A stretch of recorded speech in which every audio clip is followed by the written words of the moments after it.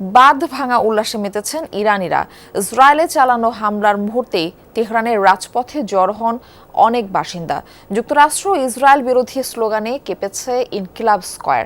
জাতীয় পতাকা হাতে শত্রুদের সমুচিত জবাবের পক্ষে সমর্থন দেন তারা। জানান, জাতীয় গর্বের কাছে হামলায় ঘরবাড়ি হারানোর ভয় করেন না তারা।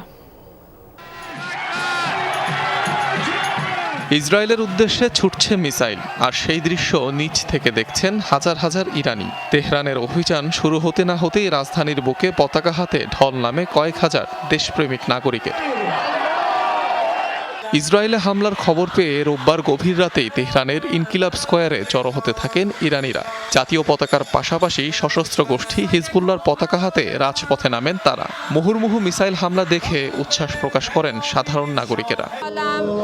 আমি অনেক অনেক খুশি। ইসরায়েল যদি জবাব দেয়, আশা করছি আমাদের হামলা আরো জোরালো হবে। লেবাননের মানুষদের পাশে দাঁড়ানো উচিত। তারা সবসময় আমাদের পাশে ছিল। যুক্তরাষ্ট্র ও তাদের মিত্রদের এমন জবাব দিতে হবে যাতে তারা আর কখনো এমন ভুল না করে। গর্ববোধ করছি যে এমন সক্ষমতা ও সিদ্ধান্ত গ্রহণের ক্ষমতা এখনো আমাদের কর্মকর্তাদের রয়েছে। এই কারণেই তারা পিছু না হটে ইসরায়েল ও যুক্তরাষ্ট্রকে উপযুক্ত জবাব দিতে পারছে।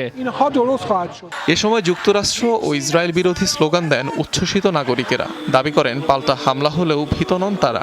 জানান, দেশের সম্মানের চেয়ে বড় আর কিছুই নেই তাদের কাছে। ঘরবাড়ি ধ্বংসের ভয় করে লাভ নেই। এগুলো আবারও তৈরি করা যাবে, যেমন আগেও হয়েছে। উদ্বেগের কোনো কারণ নেই, কিন্তু জাতীয় গর্ব একবার হারিয়ে গেলে তা আলোচনার মধ্য দিয়ে আর ফিরিয়ে আনা যায় না। যুক্তরাষ্ট্র ও ইসরায়েল ভিন্ন দাবি করলেও বারবারই খামেনি প্রশাসনের সিদ্ধান্তকে সমর্থন জানিয়ে রাজপথে নেমেছেন ইরানিরা। অনিক রহমান, যমুনা নিউজ।